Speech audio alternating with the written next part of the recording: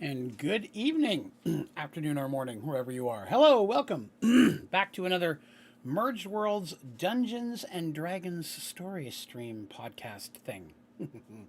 Welcome back. I'm excited to continue with the story, at least the chapter that we started last episode. But before we begin, I did want to say thank you very much to everyone out there who's been watching and listening and supporting this series. There's been a little uptick lately on both Spotify and iTunes of new followers and a couple new ratings and stars and things like that. So I definitely appreciate everybody out there who's taken the time to follow this, not just on YouTube, but on the different podcast networks as well. All of your support definitely helps get this story and this podcast into the ears of more and new people. So I appreciate that. Thank you very much. Hello, Gorb. Also begin right off the bat, for those of you on YouTube, special thank you to Randy Robinson, who joined our YouTube membership program earlier today. It popped up here in the stream before we started today. So I did want to call it thank you to that as well. Thank you, Randy. Welcome to the team. All right. So we're going to continue with the Maeve, Artis, Petalran, and Kip storyline. We're going to be hanging out with them for a while, just like we did Seraph's side for quite a bit of time. Now we're going to be spending some time with this group. We'll start with a brief recap for those of you who may be just joining in. Our heroes, our group of friends, were traveling east once again on their search to hopefully catch up with Seraph and his group. To try to aid him and maybe even help them get back home again. The story started, this chapter, with their ship, the Miss Dandelion, unfortunately inside of a huge storm and in the middle of sinking. Our heroes managed to escape the ship and make it to shore, but they did lose nearly half of the crew, as well as their captain, Captain Lyman, who had been captain of the Miss Dandelion, the name of the ship, for, at this point, over 20 years, and a good friend of the original characters in the story. So his loss was definitely felt by all, especially by Petal, whose mother Dandy, who the ship was named after, originally hired Lyman on and as her first mate before eventually putting the ship in his hands. Making it to shore, Maeve had been injured, but they woke up and found themselves in a community of mostly minotaurs, although a mixture of humans and a few elves here and there, led by a young minotaur named Brota. Brota was just a couple years older than Maeve, who's also a minotaur, by the way, and even though he's younger than many of the other minotaurs there, he is clearly their leader, unspokenly so. And they were surprised, especially Maeve was surprised to learn that Broda and their community was a group of pacifists, which is very unheard of in the Minotaur society. They had forsaken battle, combat, and killing in order to live lives of peace. They lived near the ocean, near the shore, and they were very much living that kind of beach lifestyle, spending time in the ocean, living off the seas, fishing, so on and so forth, selling pearls in the nearby cities to trade for other supplies that they might need, living very, very basic lives, not needing much, very uncomplicated, I would say. Living just slightly offshore. Close enough to see the ocean, but far enough away that the average storm would not be a problem. And they live in small, hut type things. Most of them, a couple of them that are closer to the shore, maybe slightly off the ground, but most of them are on the ground. Somebody asked me about that. I wanted to clarify. Yes, they are built on the ground. Broda and the group there helped heal and nurse Maeve back to health. When she woke in to learn of what had befallen. Not only had they lost half the crew and Captain Lyman, they lost a lot of their supplies, a lot of their gear, including Maeve's weapons and armors, which she was not wearing at the time that she was trying to keep the ship afloat.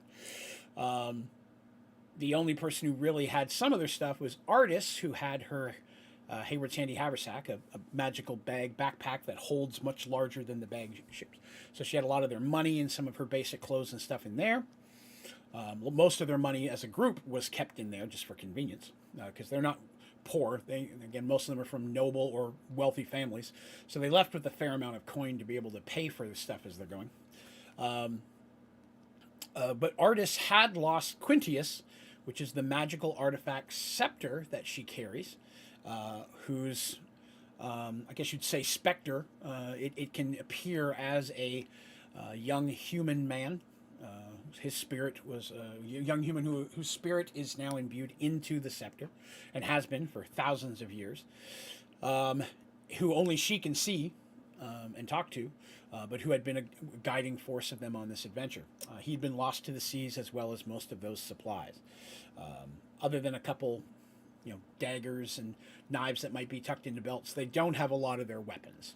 Petal does have her backpack, which luckily had her spell book and the special book that she had taken from the Kingdom of Caradon, of which she has not yet spoken or explained anything to her allies why it was so important for her to have it. I do get asked about that book frequently. We're not there yet. But yes, she still has that book. It's important. So, while they're there kind of hanging out, learning what had befallen, they also learned that the nearby city of Daggers Bay, which has a city built around a keep. The keep itself and the city is run by Captain Redbeard, who was a pirate who had retired and built up the trade city and was a very central area for trade within the area. They learned that ships from Daggers Bay had been recovering items and things from the sunken ship, Miss Dandelion. And so their belief was that some of those goods may have made it to Daggers Bay. Maybe they can get some of their stuff back. So they made a plan to go to Daggers Bay. Brota is going to take them. Again, he and his community have traded pearls there for stuff for a while, so he's known there, and decent trade. He's not unwanted or anything. He's friendly with them. So they decided to head that way. Before going, they learned the story of Brota, who turns out was a warrior who led all the Minotaurs that were here.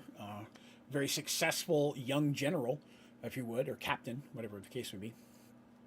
Only to learn that his people were misled and fighting for unethical reasons, and so he took his trident, his family trident, and walked off the field of battle.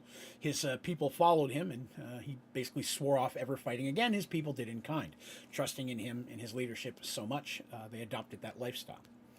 So they went to Daggers Bay, and once they arrived there, looking around, doing a little bit of shopping, Artis felt a presence spinning around. There was Quintius, or at least the specter of Quintius, the human form of him, who we ended by saying that he had been taken. And that he looked, and when she saw him, he looked very weak. He looked unwell, which is something that's never happened, considering he's just it's almost basically an illusion. It's of his true form is the magical scepter itself. But that's kind of where we ended off last time. Gorb really wants to know what the book is for. Many people do, my friend. Many people do. Maybe one day I'll tell you. I make no promises. So we're going to jump in today's story. So today's story is going to be a bit on the shorter side. It's probably an hour or so here, but won't be as long as some of the other episodes, just because I'm setting us up for the next episode to be a little bit longer, because there's a lot I need to accomplish in it. So where we're going to begin today is right where we left off, where Artis had just seen Quintius, and Quintius had said, you have to help. I've been taken. For those of you who may not have been here for some of the earlier Quintius information, Quintius can speak to her in this form, but he is limited by range. So if he was at the bottom of the central sea, which is where the ship sank, he would be far too far away to be able to project to her at this point. So he has to be somewhere within a decent amount of range for him to be able to show up.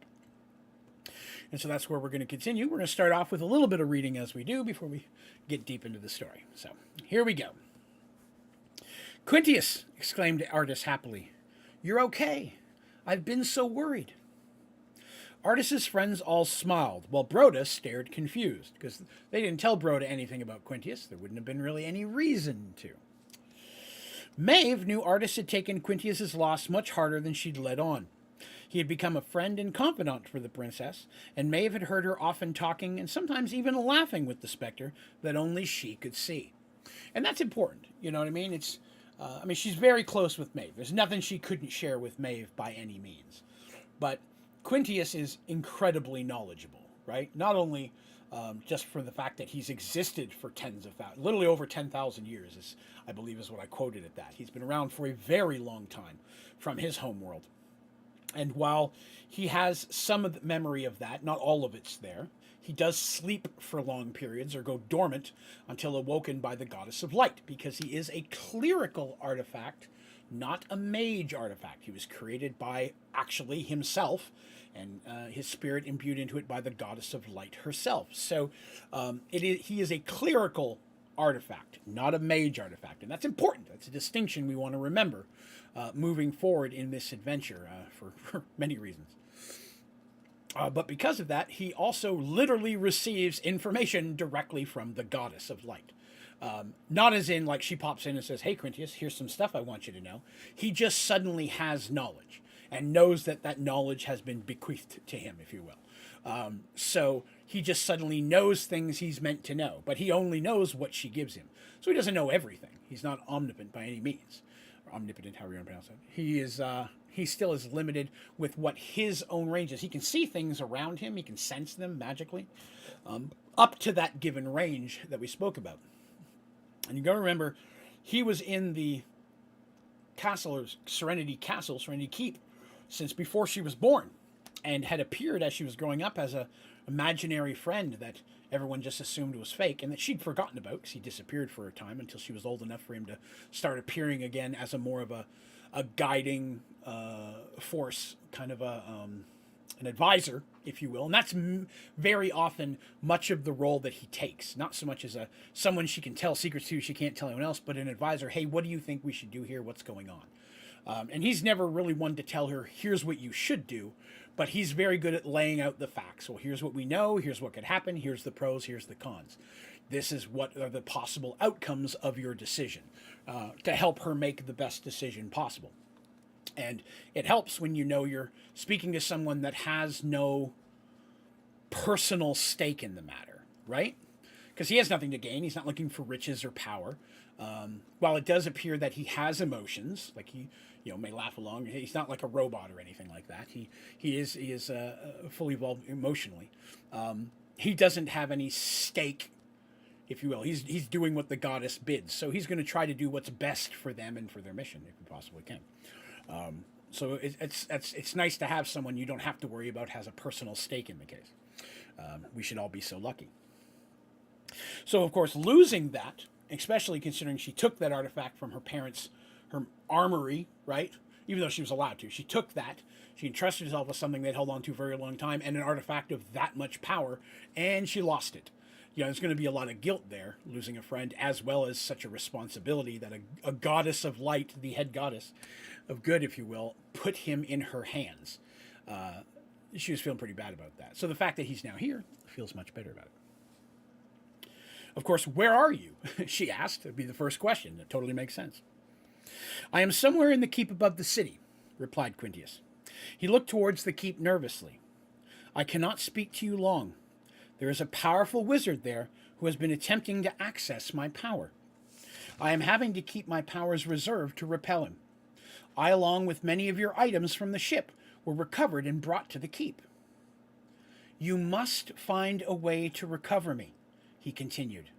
The mage's power is unnaturally strong, and I fear with enough time he may break down my wards of defense.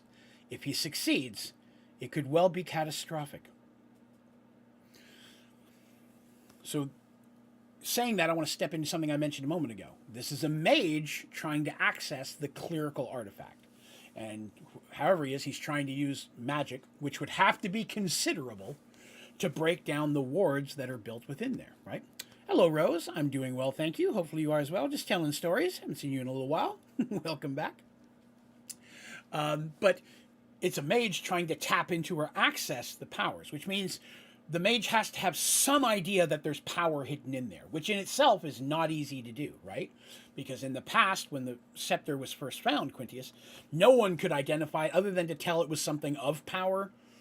Illusion. It seemed powerful, but there was that sense it was more powerful than it appeared. This mage is tapping into that and trying to access it. And Quintius is having to actively fight it against that. And he's afraid the mage, if successful, could be catastrophic. I'll get you back, I promise, said Artis. Her friends could hear the concern in her voice. And you got to remember, they're only hearing her side of the conversation. They don't know what he just said. But hearing that, I'll get you back, I promise, and there being concern in her voice is not a good sign. Quintius nodded, then quickly looked up to the keep. He is returning, and I must go. Please be careful, Artis. This wizard is not to be underestimated. I also believe he may be responsible for the sinking of the ship. Please take care. Let's see. Rose says, want to say I'm a member of 2 years, 2 months, and 7 days. With me a long time, Rose. I appreciate it. Rosalina Robin has been one part of my membership program that I talked about at the beginning of the stream for over 2 years, 2 months, and 7 days. And I appreciate your continued support, Rose. Thank you. Hopefully you're doing well. You've been with me a long time. There's not a lot of people to hit that. MT there has not a lot of people have hit that milestone. So congratulations. So Quintius faded from sight, and Artis took a moment to take in all she'd been told, and after a brief explanation to Broda what Quintius was, she shared the news with the others. So you can imagine, right? First they got to explain to Broda, okay, who is she talking to? She's talking to the thin air in the middle of this marketplace. And they would have stepped to a place where the conversation would have been a little, private, right? They're not going to just be yelling out loudly and surrounded by people wondering who this cleric is talking to herself in a weird way. Her friends, knowing Quintius, and once they sense that she's talking to him, would have kind of closed around her to kind of make that seem like she's maybe talking to them. Broda, being completely confused, of course, has now explained, hey, this is what Quintius is. He's an artifact scepter, blah, blah, blah, blah, all the things you and I just talked about here in the story. So she shares that information with her friends, everything she just learned, including the fact that Quintius believes that it's possible that the wizard has something to do with the sinking of their ship. Now, he didn't say he did. He said he believes that he may have something to do with that. And, of course, as you can imagine, Petal takes that news the hardest. This maid sunk the ship?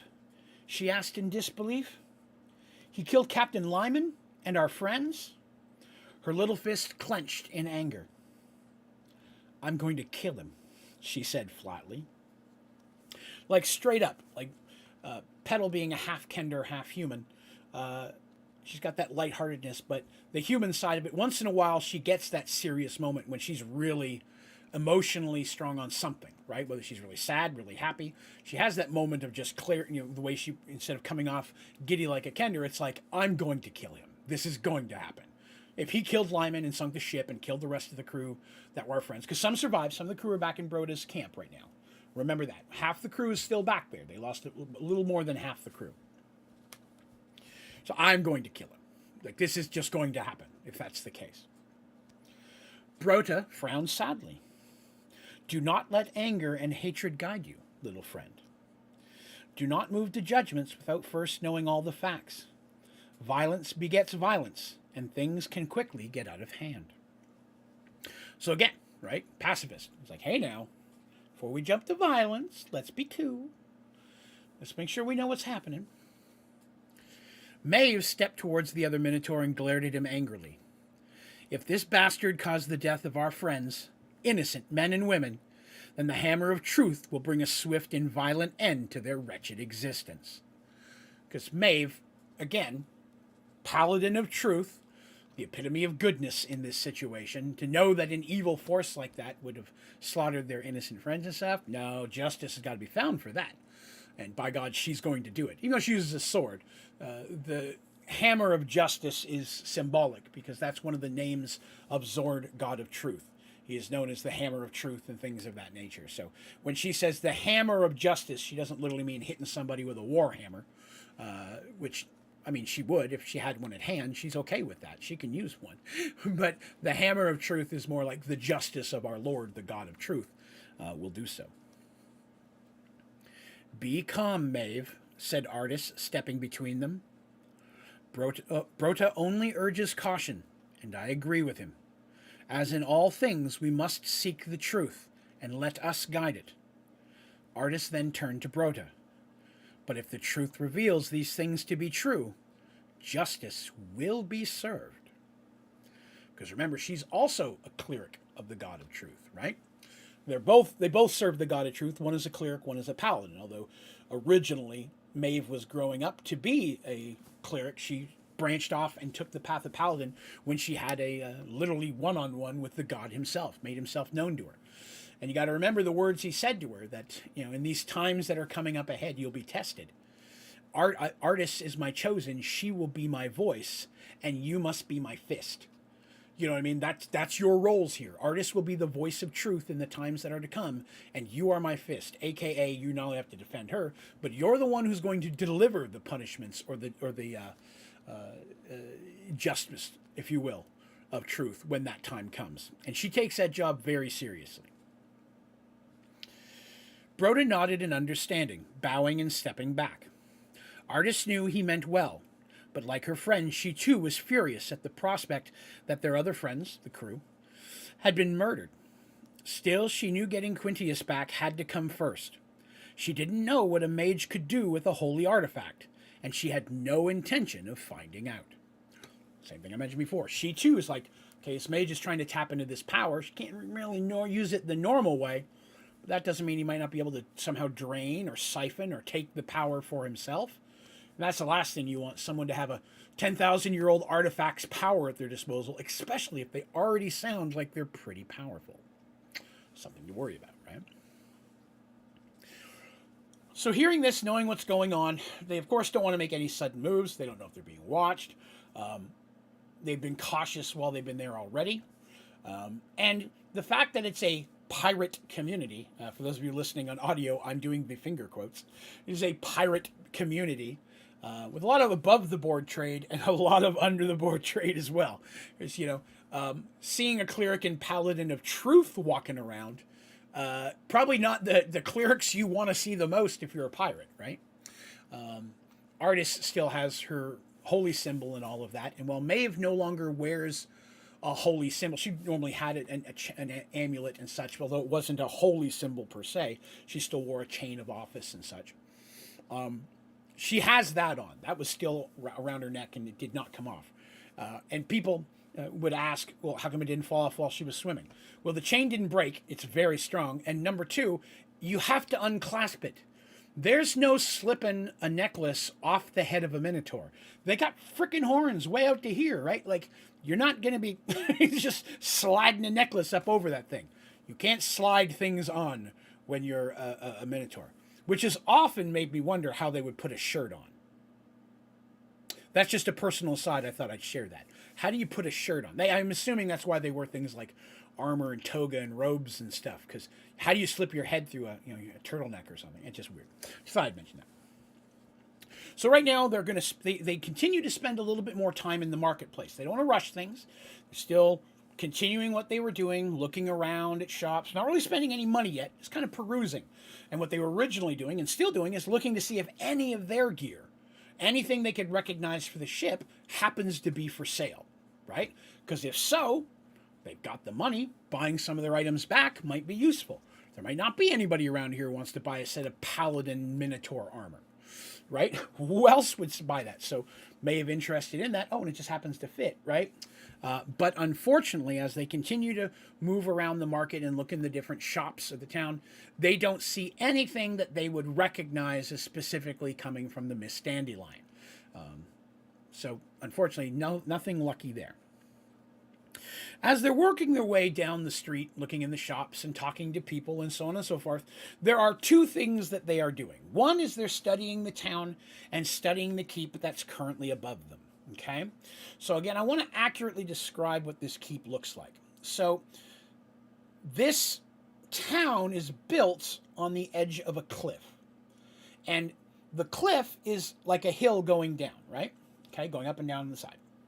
So not away from the cliff, but the cliff itself is more angular. So down at the bottom where the cliff kind of meets the beach, that's where the docks are. That's where the ships come in. And then the town is built up this hill. And it's not like a straight up hill, but in levels. But it goes up rather steep and until it gets to a very, very high height. It's almost like someone cut a small mountain in half, right? Maybe not mountain, but little mountain in half.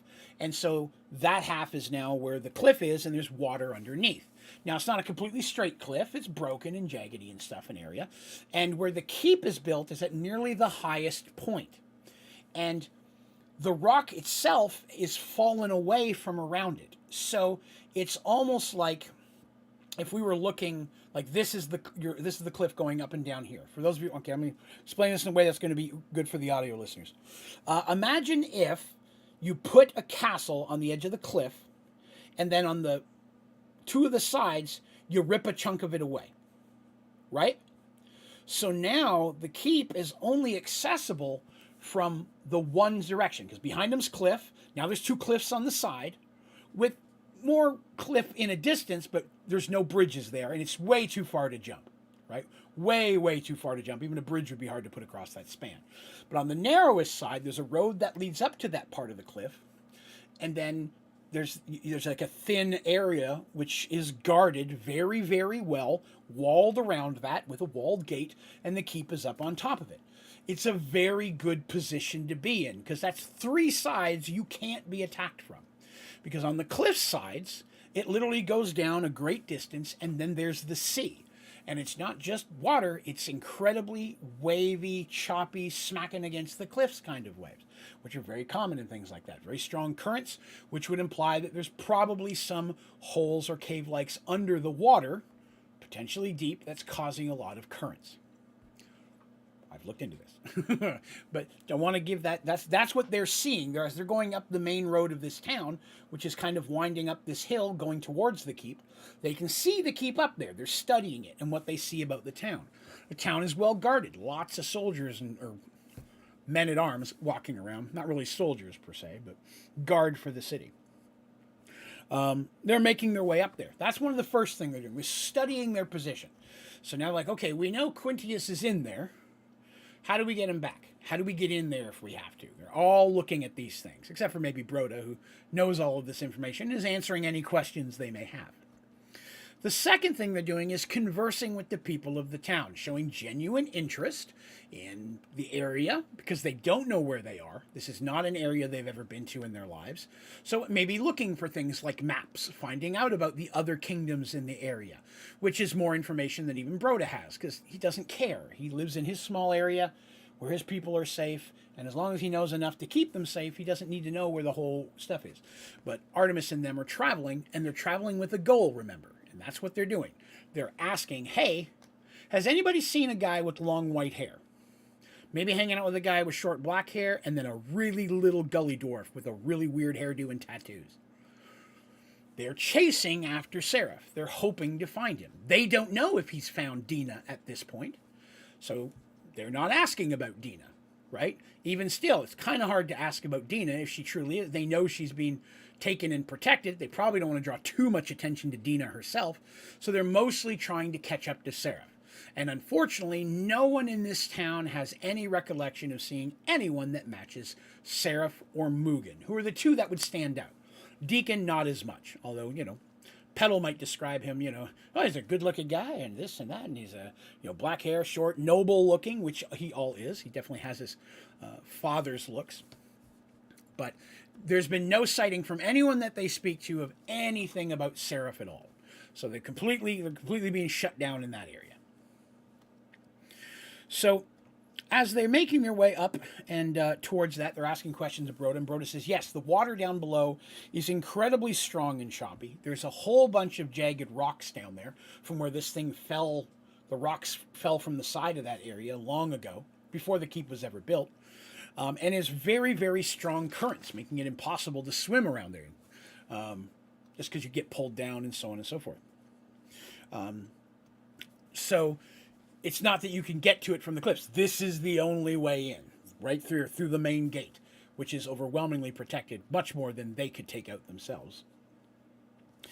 So they decide that they need to get some additional information. They need to kind of find out more information about what's going on in there, and they decide as a group that they're going to go ahead and leverage the fact that Artis is a cleric, which is very common. They do it in every city they go to.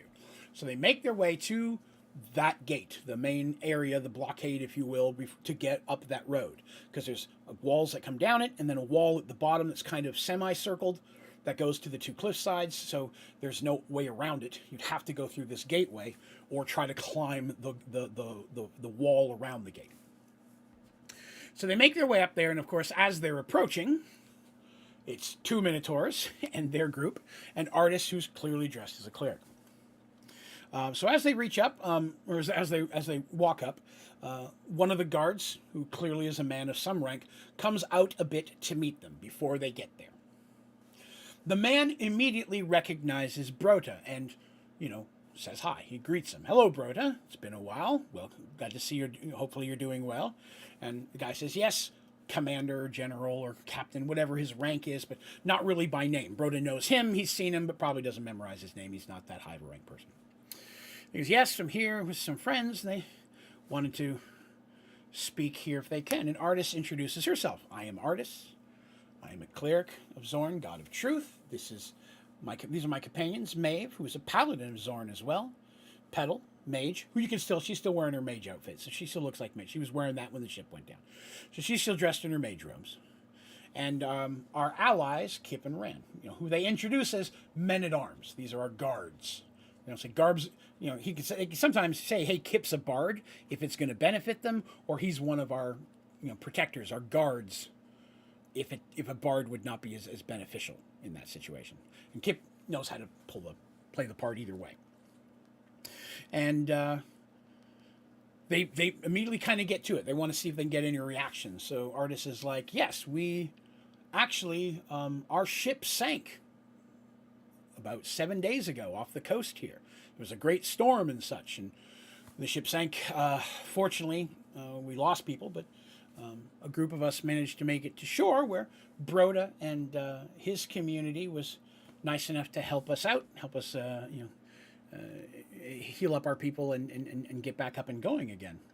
And so now that we've lost our ship, we've come here to this town, closest town. Brota recommended it. Brota said good people here, as a place to get some supplies as we continue our travels east." Right? So they're setting that up as, hey, we're passing through, and even though our ship sank, we're still intending on keep on going. We're not trying to set up shop, because they understand pirates, clerics, not the best combo. So we plan on continuing going, but we stopped here to gather supplies. And Brota brought us here. As always, whenever a cleric of truth enters into a new town or city, it is tradition that they make themselves available to the king or mayor or whoever the leader of that faction is, to offer their assistance in any judicial matters, right? We've talked about this, and this has happened to this group in the past. As a cleric of truth, very often they are asked to step in and act as judge in disputes or trials and things of that nature. As, again, someone whose only goal is to find the truth, less likely to be biased or bought off by some, less likely, not impossible, right? Let's be honest here. But less likely that they're going to be biased in that type of a trial, more likely just wanting to get to the truth of the matter and make sure the right thing is done. So it is common for clerics, especially in their younger years of this type of cleric, to travel the land, even just small villages in town that don't have big leaders like kings and such, and say, hey, I'm here. Are there any issues? I'm here to step in if you need me in that way. And a lot of people would love that, right? You think about that, especially in a small town, right? You're the mayor of that town, and maybe there's a dispute between two factions, and you're kind of friends with both of them, and half the town wants one to win, and half the town wants the other half to win. You don't want to be the one to make that choice, because now you're in the middle of it, right? Here steps in a cleric, say, oh yeah, this cleric, perfect. She, who only cares about the truth and justice, will make this determination. Blame her for whatever decision gets made, right? And no one's going to blame the clergy in this situation, especially when they're saying, yes, we found this to be the truth. So it's very common for this to happen. So for them to walk up here and say, hey, even though we're passing through, can we offer our services to Captain Redbeard in this time for any matters? And so they ask, hey, we would love to, and so we've come to seek an audience with Redbeard to offer him that service. That's why we're here, to offer him those services. The guard there is like, all right, well, he doesn't normally take visitors, but if you'll allow me a moment, I'll send someone up to the keep and we'll find out. And they're like, okay, sure, definitely. So he steps back to the guards, and sure enough, they can see a guy running up the road, up the hill to get back up to the keep. And he's gone for just a little while before they notice that now a small group of people are coming out of the keep and making their way down the road. Now, it appears to be several guards, and clearly the man in front is wearing robes, and his robes are of a deep blue color. Now, not the light blue that you would expect from a cleric of Helion, Tavian, like Artemis, who's Seraph's mother, main character. It's more of a deeper blue, and as he continues to get closer, all of them, but primarily Petal, her suspicions become true. The markings on his robes and the symbols that are lined within it show him to be a mage of a specific profession. It's something we've talked about before. He is a sea mage. He is a mage who specializes in magics that involve the ocean or seas, commonly found on ships or port cities, very often used to fight on those ships, whether it be to attack or defend against pirates and so on and so on, or help if you're a pirate, I guess the case would be. Can also be used things like causing wind when there's no wind to make the sails go, fireballs to burn the other ships, things of that nature, water breathing, or maybe the gathering of things from sunken ships. Well, a sea mage itself does not denote any type of alignment. You could be a good sea mage or you could be an evil sea mage. Sea mage is just a type of mage. It does not denote any type of specific alignment or following. But definitely would make sense finding one in the situation that we're in. Okay? So as he arrives, the gates open and he walks through. He's got a big old smile on his face. He's got very short hair. He's starting to bald in the front of it. And very quickly they see that he's an elf. So he's an elven sea mage, which is a little less common to be found outside of elven societies. Not impossible, but less likely. He comes up and smiles and welcomes them to the town and introduces himself as Selenian. Selenian is in the employ of Captain Redbeard and has been for many, many years as an advisor and as part of the governing parts of the town. He thanks them for coming and showing their interest and offer of assistance in judicial matters. He says that unfortunately they will not be able to meet with Captain Redbeard. He explains that as a young man in his previous career, the captain made many, many enemies out on the seas. And since he has on many occasions had to survive different types of assassination attempts. There are still a lot of his enemies out there who'd like to see him dead. So as such, he has to be extra cautious and does not take public viewings or meetings of that nature. But he sends Selenius out to speak on his behalf. He, of course, says that the captain is happy to hear that you're here in our city, always welcoming new folks, and a pleasure, of course, to work with the clergy in any situation that we can. Again, easy to see he's a sea mage.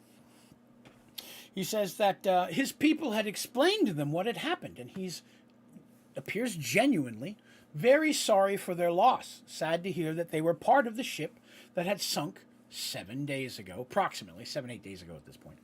A week ago, we'll say a week. A week ago. I'm so sorry to hear that you were part of that, but we are elated to hear that there were survivors. He says, in fact, some of the wreckage of your ship was found by several fishermen here in town and was made aware to the captain, and he sent out his ships in the hopes of finding survivors. But sadly, none were found.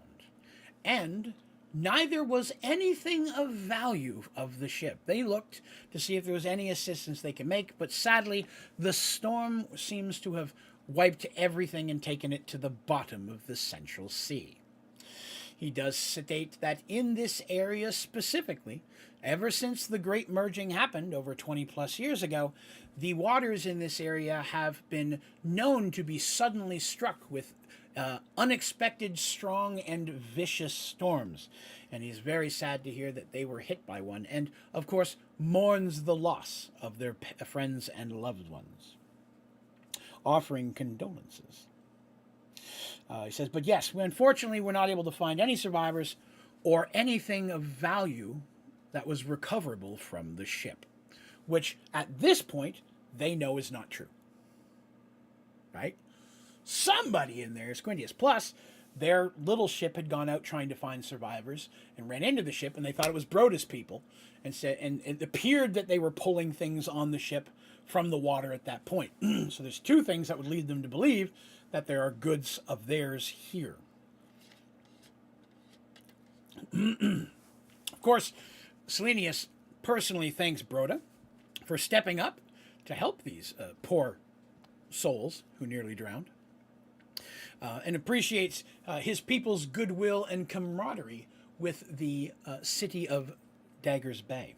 He sees them as a part of this community, although not exact part of it. His community has always been open, and we are good to hear. It's always good to hear that we can still work together to help people as a common cause. All the political fluff you would expect to hear in these type of things. But basically the information they're receiving is, no, you're not getting in. But in a much friendlier and diplomatic way. He does, of course, offer any type of medical help or assistance to anyone in the crew who may be injured.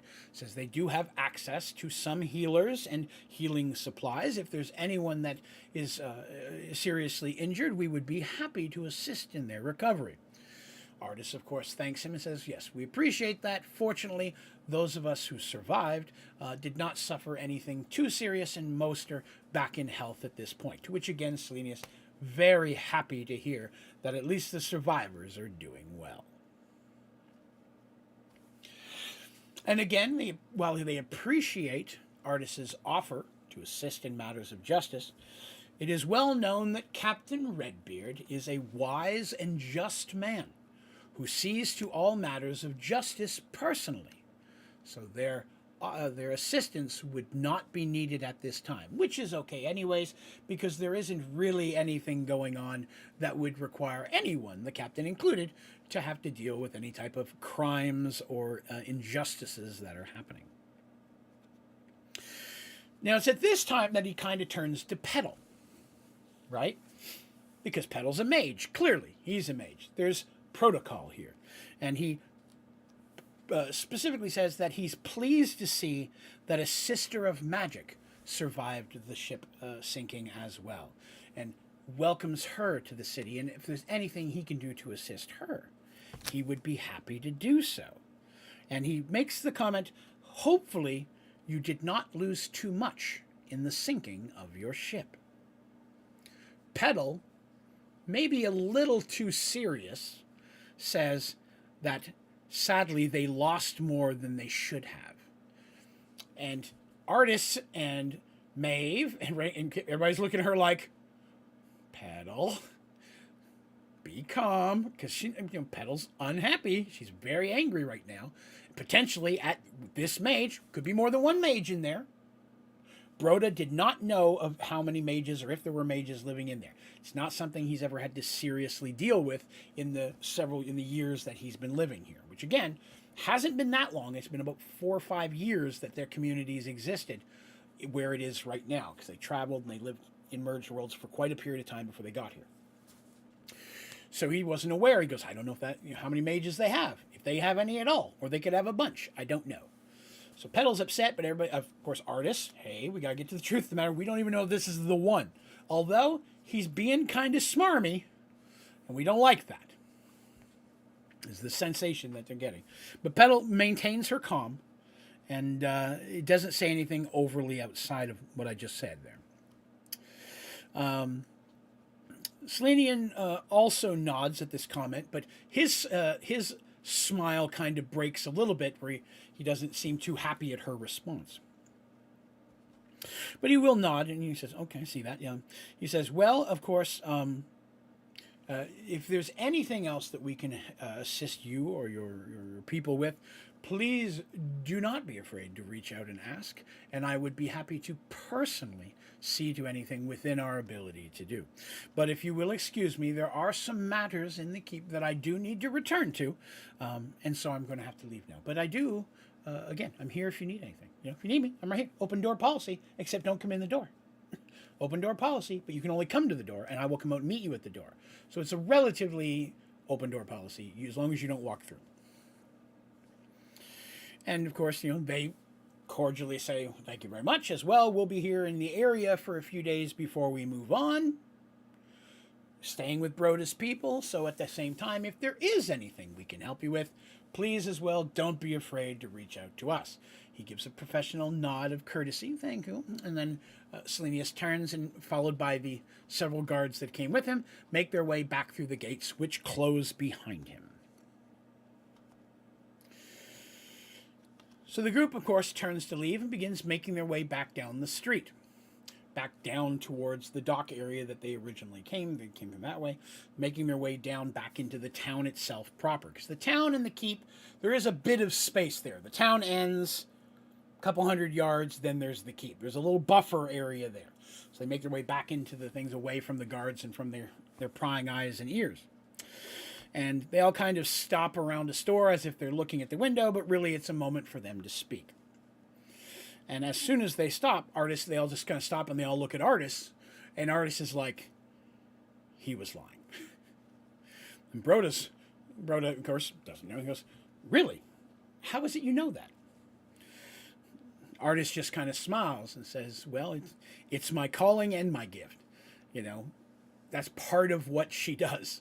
Seeing, doesn't know the truth, but yes, the ability to see or sense or tell when someone is lying, she has that ability. It's a common ability of a cleric of truth. It's why people are so guarded, and very many people are nervous when talking to a cleric of truth, for fear that they might say something that gives that away. The Selenius was very careful to speak in general and broad terms, but when he said we recovered nothing, she already knew that not to be the case anyways, but could clearly tell that he was aware he was telling a lie as well. And some of this isn't magic or anything. It's literally the type of training that people would go through even in our world, right? Your police officers, FBI, CIA, spy, all that kind of stuff. Learning to tell the tells of people when they lie, things they may not even realize it. That whole look to the left thing, I'm sure if you've ever watched anything about crime dramas, you've heard about those type of things. They exist, and they exist for a reason. And so someone who is being raised and trained to seek the truth and to be able to tell the truth and make judgments based on that are going to be trained in those type of things as well. Here's what we've learned. Here's what you have to watch for, ways to tell if someone's lying. So it's not a magical gift, although there can be a touch of that. And the ability to cast Detect Lie is one of her granted powers that she can do every day as a cleric of truth. But it is still casting a spell. And very often, depending on how you cast that, the other person, especially if they're a mage, might know that they've had a spell cast upon them. Right? It's kind of hard to hide that. So that's more used in trial to push for the truth. Right? Let's see. Oh, hello, Hanzo. Went all right. Thank you very much. And I hope the rest of your day goes well. Thank you, sir. Welcome by. Sippy of apple juice. Okay. So, explaining that, we're like, okay, we know that he's lying. Now we have to start making some plans. We have to figure some things out. And they start making their way back into the town, and now they're shopping for real. Now they're not just looking for their stuff and information. Now they're going to gather some things. Maeve needs a weapon. Hands down. First thing. Maeve, Ran, Kip, Artis, all of them need a weapon. Petal could probably get a quarterstaff. She could probably make one of those pretty easily. All she needs is a good piece of wood. But her powers are her magic, and she still has her dagger with her. She didn't lose that in the stuff, because she got thrown into the boat pretty quickly, right? Remember, we talked about that. But they start gathering weapons for them, as well as purchasing additional weapons for members of their crew, right? They're not alone here. They still have about 8 people who survived the sinking. It was a small ship. It wasn't a huge one. So the crew was less than 20 people, plus our heroes, right? So they lost a little more than half the crew. So there's about 8 people left that survived across the 2 ships, or the 2 lifeboats that escaped. And so they're gaining weapons for them as well. So they're buying decent quality swords, probably not going to be buying a lot of armor, because let's be honest, they got to carry all this stuff back. And they also don't want to be too obvious, because they're hanging out with Broda, who everyone knows his community to be pacifist. So they can't be buying a ton of weapons, because that's also going to look kind of fishy. But they came to say, yes, our ship sank, and we have 8 guards who protect us, and we need to make sure they're armed so we can continue our journey. Very easy cover story. So they get some basic swords. They probably get a bunch of long swords or short swords, get some daggers if they can, some basic stuff like that. Maybe even a crossbow or 2. Crossbows very commonly used by members of ships. Bows and crossbows, but crossbows a little bit more general.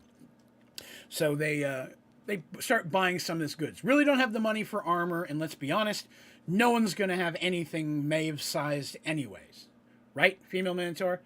Her armor was very, very special and specific. It was paladin armor that was made for her specifically and purchased and designed by the paladin mentor she had back in Serenity, right? Had it made for her before she was accepted as part of their paladin association, if you will. So they're getting some of that gear. Now, as they're doing that, making their way, the conversation, when they can talk about it openly, is how do we get in? What did we see? And everybody starts, well, I noticed this about this. There was this many guards. This is about the distance between the gate and this. You know what I mean? They're trying to share that information and try to figure out a way to get in. Now, when they're buying these weapons, Broda does make a request that he's like, well, I understand you need these weapons, and these are for you and your people. That's perfectly fine. I have no problem with that, but I'm going to ask that while you are among my people, you keep your weapons sheathed. You know what I mean? I'm not even saying you can't carry them around. I don't want sparring. I don't want fighting. I don't want to see your weapons drawn around my people. If you need to spar, you need to move out of town for a while and then come back in with it. That type of thing I don't want around my people. Most of my people are warriors. I don't want any of them stepping in or feeling the temptation to get involved with this. You know what I mean? That's not how we are. And artists, of course, 100%, we understand that. That is not a problem at all. Maeve, a little frustrated, again, with this talk of pacifism. She just doesn't understand it, but they do agree, yes, that's fine. We'll keep our weapons. Everybody knows how to fight already anyways. We don't need to train anybody. Our people are capable. And so, after all this going on, they start to gather their stuff. They decide they're going to get themselves something to eat, stop by a street vendor, get some food. And they kind of make their way to a little area kind of on the edge of the cliff, right? Or kind of the edge of the cliff where they can kind of look down at the water. They can see the keep. They can kind of look down, and they try to talk about what's going on. And Artis and Brota and Petal are kind of sitting there talking about, well, here's what I know, and giving them some information. Ran and Kip step off to have a couple minutes alone together. As we know, they're in a relationship. They want to go off and have a little conversation. Nothing funky. They're still in view. But they're stepping off to have a few moments together. And Maeve kind of goes and sits by the edge of the cliff and is looking down and just looking at the keep and studying it and seeing what type of things she might be able to come up with, all while sitting there eating her food, whatever it is. So as she's sitting there nomming on this giant, what looks like deer leg, which would have fed probably everybody in the party but the Minotaurs. She's sitting there nomming on that. Well, because we've talked about this, like her father, her appetite is legendary. So she's sitting there chomping away on this huge bone leg of a deer kind of a thing, while they're sitting there doing all of this stuff. Now, Maeve's sitting there eating on the big leg. As she's sitting there, she can hear someone approaching. And from the footsteps, she knows it's Broda, just because he's big and she recognizes heavy footsteps. He walks up and she looks up and he asks, may I join you? Of which she nods and says, fine. He kind of sits down next to her, and he's eating his deer leg or whatever he's eating. And he apologizes. He says, I want to say I'm sorry. I apologize if my words earlier offended you. Please know that was not my intention in any way. Okay? I did not mean to, tell you what to do by any means. I understand you. I am not your leader by any means. But my words did not mean to do that. I only meant to say that I understand the path you're walking on. I myself walked on it for the most of my life, for a very long time. And I know that on that path, I would hate for you to have to kind of go through what I did to basically dish out what you believe to be justice only to find that it was ill-placed. Right? I'm not telling you not to fight. I'm not telling you how to live. I'm just saying the experience I had was that I fought for something I thought was true and was not. And I don't want to see anyone else have to go through that ever either. Especially someone yourself who is dedicated to truth just by the nature of your calling and such. So I apologize if my words came off incorrectly. That was not my intentions. And he promises, he says as well, I and my people will do everything within our power to help you and your friends get back that which you lost. But we will not fight. We will not take a life. We will not assist in the taking of life. AKA, we're not setting up traps. We're not doing anything that would be taking of the lives. I'll help you in any way I can. You need supplies, you need whatever, you need, by all means. But we will not help you fight. That is not our path. Maeve accepts his apology and thanks him for his offer. And they just kind of sit there quietly for a minute, nomming on their food. Maeve's kind of a little lost in throat, because Broda confuses her, right? Broda confuses her. She doesn't understand that lifestyle. And not because she's a warmonger, someone who's always up for the fight or anything like that. She was raised way better than that. He speaks to her like they're equals, which is good. He doesn't speak down to her or anything like many leaders or some people could. And when he speaks from a place of wisdom and experience. He's not just all cocky or anything like that. In many ways, speaks to her many of the same ways that her father Darsh does. Which, to her, is like, that's good. That's a good sign. That's a sign of a good leader, and I respect that. But she's really struggling with the whole pacifist side. Because while she understands what he went through, there are still things in the world worth fighting for. There are evil things out there to be fought against, and there are good things to fight in the name of. There are still reasons to fight. Not because you enjoy fighting, but because there's a reason to do good. And if you have that capability to fight for what is right, it is remiss not to do so. And that's partially what she's learned from growing up in Serenity, which is a perfect epitome of that example, right? Or example of that mindset. It is, we exist because we wanted to protect people. We wanted to protect them and keep them safe and build a place where everyone was welcome. And Serenity has been that from day one. And she spent a large part of her life growing up in that mindset as a paladin, now searching out for truth. All of that goes hand in hand, fighting for what is right. It's her it's her responsibility. And she sees Broda as shirking that responsibility, especially if he's got people that follow him and he was a good fighter, from what she hears, an excellent fighter. How much good could he be doing in that role? So that's what confuses her, how he would get to that point instead of say, okay, I fought for evil, why am I not fighting for good? You know what I mean? Because there's different paths he could have taken there.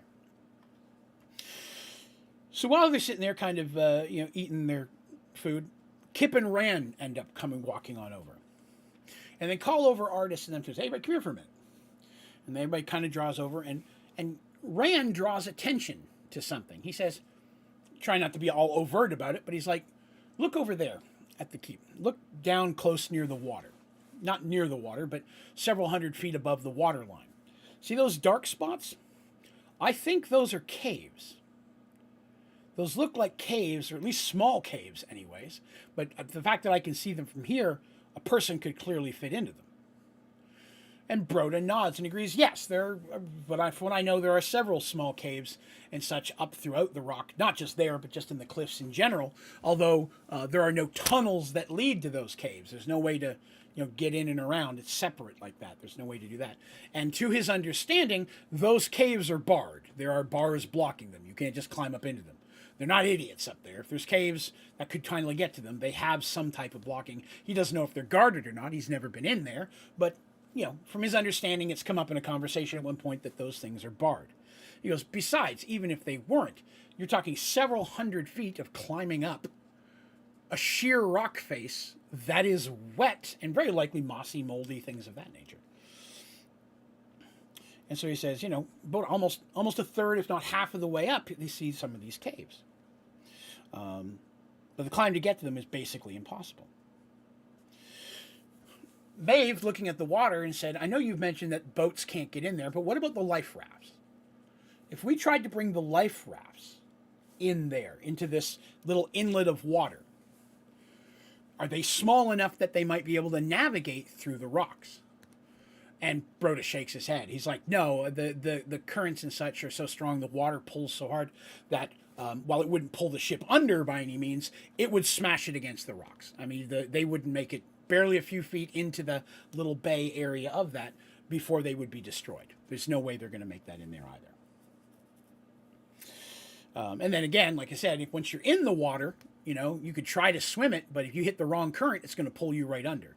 And then you may never resurface again. This he just knows from his own knowledge and living in this area this time. So everybody kind of sits there silently for a moment, and they're like, oh, crap, because we thought that maybe it was an inn for a second. And then Kip says, let me ask you something else, Broda. What about your surfboards? The boards that you and your people use to, what do you call it, glide on the water. They're small, and you float on them almost like a boat. I've seen you do it paddling. You're above the water. There's less chance of a current pulling you under. And you use them to literally walk on the waves being a part of the problem. Are they small enough that you could navigate potentially to the rocks, at least enough to get to the base of the cliff? Potentially below where those caves are. And Broda stops and thinks about it and is looking down into the water and says, it's possible, yes. I mean, the boards are maneuverable enough that you could possibly avoid the rocks. If you did hit the rocks, there's a chance it could break your board, or if anything, knock you off, you might be able to even get back on again. It would be able to handle the waves, possibly, again, depending on how bad the water is at the time. But even again, if you can get those on boards, if we could get on the boards and get to the bottom of the rocks, you still have hundreds of feet of wet, mossy, sheer cliff face that you would have to somehow manage to climb before you even reach the bars. Rand looks at Petal for a minute. Petal kind of looks at Rand and just kind of nods. And Rand smiles and he goes, leave the climbing and the bars to Petal and I. We can take care of that. Because remember, Rand, like his father, sneaky guy, warrior, sneaky. And he's also an expert climber. And Petal, just by the nature of being a half-kender, not even counting your magic, also very agile and able to do so. The two of them believe we could probably climb this. As for the bars up there, Petal's given me the nod that she thinks she might be able to do something about the bars. And if we can get in there, find a way to, say, tie off ropes to something, then there would be something for the rest of you to climb up. This could be our way in.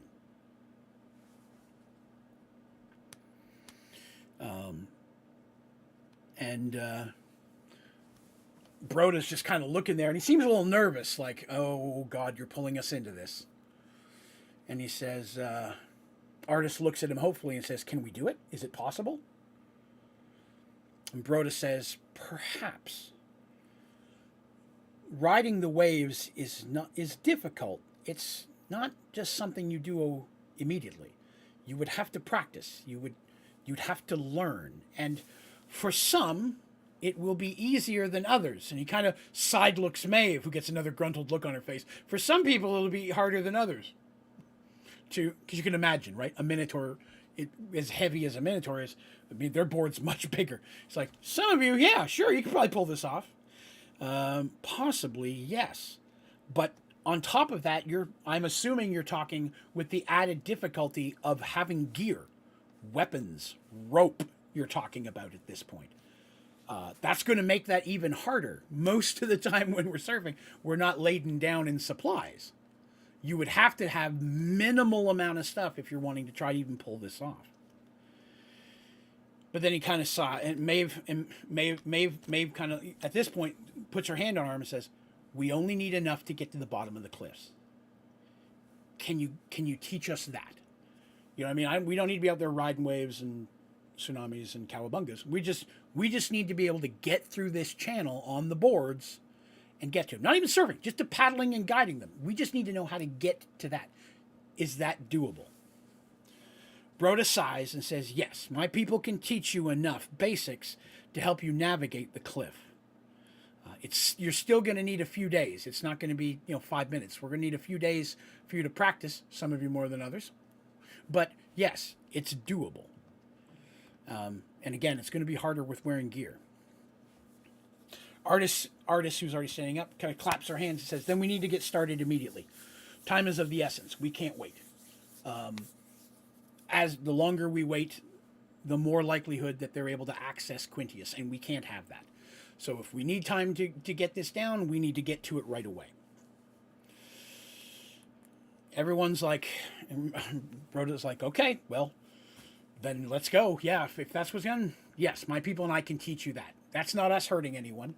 I can teach you how to navigate the water on the boards. Yes, I'm sure we have boards that'll work for you." And he looks at Petal and he goes, "For some of you, human-sized boards, because it's not just the Minotaurs that surf. Human boards, yeah, we've got boards for you. And some of the children who are learning will have a board small enough that'll work fine for Petal. So yes, this is doable." And for a moment, they're like, "Excellent. Okay, so they've got a bit of a hope now." You can see that the mood automatically lightens. And Broda, on the other hand, is looking more concerned, while everyone else is excited at the prospect of, okay, we've found a way to potentially do this. So they gather up again their stuff and they start making their way back into the town so they can make their way down to head back home. They do have to stop and do a little bit more shopping now, because now they need some additional things they weren't originally going to buy. They're going to need rope. They're going to need some climbing gear, hammer, pittons, things of that nature. The best stuff they can get a hold of without drawing too much attention to those purchases. So they plan to buy other stuff as well, right? Maybe they can buy, backpacks and cloth and a tent and other stuff to make it appear this is for our journey, not we're going to try to scale your keep over there.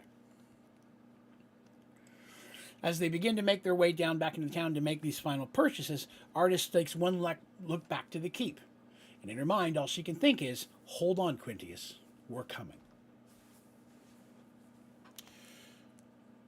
Now, as this conversation is going on, not too far away up in the keep, Selenius is standing there, standing at the keep's outer walls, speaking to the captain of their guard. "I don't trust them," he said. "No one should have survived that storm. These people may be as powerful as the items they carried. If they know we have them, they might start trouble. Trouble that we don't need. Have someone keep an eye on them. And Broda's people." "Do you think Broda would fight for them?" the captain asked. "I don't know," replied the mage. "Broda's people have always claimed to live peacefully and have never caused any trouble. Still, one of the survivors was a Minotaur, and a female at that. There's no saying what type of sway she may have with his people. If given enough motivation, they might join their cause, and that is definitely not something we need. A group of Minotaurs running up our streets. Send someone out there to watch both of them. Check back in with me regularly. I need to know everything they're doing and find out as much about them as they can." The captain saluted and left to carry out his orders. Selenian lingered there a few moments longer, lost in thought. He didn't like this one bit. How did people so young manage to gather so many items of power and wealth? Right? So that means they do have a bunch of their gear, right? Because they had other magic items. They had gears. They probably had rings of protection, whatever. And he's, with his magic, managed to gather a lot of it, if not all of value, off of the Miss Dandelion. So a large amount of their good stuff is in the keep. And he says, wow, there's a lot of stuff here. Now he sees who was there. It's like, these are little more than kids, young adults, most of them, except for the half-elf, because it's a half-elf, and who knows how old he is. Half-elves, it's so hard to tell how old they are. Elves too, but half-elves as well. He's like, that is a lot of stuff, especially Quintius. He doesn't know his name, but that's a lot of stuff for them to have gathered in small means. This is not a group to be trifled with. I need to know more about them. Turning, he made his way back into the keep. He was getting closer to cracking the secrets of the scepter, and he now felt as well that time was of the essence. So Selenius is on to them as he's on to them. Listen, there's more to them than they thought. And I don't think they're just passing through. They may know we have their stuff. And he knows there's powerful stuff. He's a wizard, cast Identify, right? He's identified the rings and the basic stuff. He can see this is magic paladin armor, and here's this, and a holy symbol, and a magic dagger, whatever they got a hold of, whatever they were able to save. There's probably a fair amount of it. Would have been very appealing to a wizard, right? But then there's the scepter as well. He's like, this I know is magical, and I'm getting closer to cracking it. He may not know that it's has an intelligence, that it has a living soul inside of it, but he just may be thinking having to break down the wards and runes that are on it. But he may also be thinking maybe those wards and runes were put there by this cleric, right? It seems older than she is, so that's not likely, but who knows what else she's done to it. Maybe if she gets a hold of it, can open up a can of worms that he doesn't want them opened either. So he now is feels like he's in a race to break into or break past the defenses of Quintius before anything untoward happens. Well, Artis and her friends gather the supplies they need and return to Broda's people so that Broda and his people can teach them the very, very basics that will hopefully allow them to use their water boards to maneuver to the keep and find their way inside and return their missing goods. That training, and what becomes of it, is where we'll be starting next episode. Not today. Now, that's where we're going to end for today. Okay. I did want to say that, let me grab my calendar here. I need to give everybody there a little heads up. So let me see. So the next episode is the 4th of April. For those of you wondering, this was streamed live on March the 21st. So the next one is on the 4th. Okay, I just needed to check on that real quick to make sure that it did not conflict with some plans, because a couple days before that, myself and some friends and my wife are going to be going and seeing the new Dungeons & Dragons movie. Let me begin by saying they are not a sponsor. But by God, I'd give an arm to get that. But no, I'm just interested in seeing it myself. I've heard real good things. As a D&D fan, I'm definitely going to be checking it out opening weekend. We're going to be going this Sunday, which is the 2nd. And I'm really looking forward to seeing it. The trailers I've been following since they first started putting them out. And it really looks like an old school adventure. And I like that they're showing a lot of the classic monsters. If you've seen the trailers, there's gelatinous cubes, displacer beasts, right? Mimics. The dragon is not a fire dragon, which is nice. So nice to have a dragon that's not breathing fire, using one of the many other dragons that exist in D&D. So I'm very excited to jump in and see that movie. So as I mentioned here, sometime in the near future, I am still looking to do a special episode on an off night that's more of an AMA, where we talk about Mergedworlds, where you can ask questions, I can respond. I do one every so often, as well as talking about 2nd edition Dungeons & Dragons, which is what I play, which is what all of my story and my campaign has been based on. I've had a lot of questions about how 2nd works and how my game works, so we are going to I'm going to set something up for that. I may do it on normally I don't stream on Thursdays. I might do a Thursday stream here sometime in April, so keep an eye out for that. T. Graham says, that was amazing. Oh, I'm glad you enjoyed it, Graham. Thank you. Again, this is episode 98, right? Yes, 98, 99. 2 episodes. Oh my goodness. 2 episodes from now is episode 100. All right, I'm going to plan something special for episode 100. I don't know what yet. I kind of know, but I don't want to tell you. So I'm going to have something special for episode 100. So I really hope some of you will continue to follow along and join my Discord, because there's going to be some special things for episode 100 and Merged Worlds specific event going on in there as well. Link for that is down in my description, or you can find it on my website, onlydraven.com. Links to my Discord and all my socials are there as well. But yeah, that's going to do us for today. Again, thank you all so very much for coming. If you had a good time, even if you're watching this 10 years down the road, please remember to click that like button, subscribe to the channel if you haven't, and if you have a Spotify or iTunes account, it would be super if you wouldn't mind giving the podcast a follow, or on it's on all of them. It's on Google Podcasts. It's on Amazon Podcasts. If you wouldn't mind giving it a follow, giving it the 5 stars in the ratings, and if you want to write a review, that would be boss.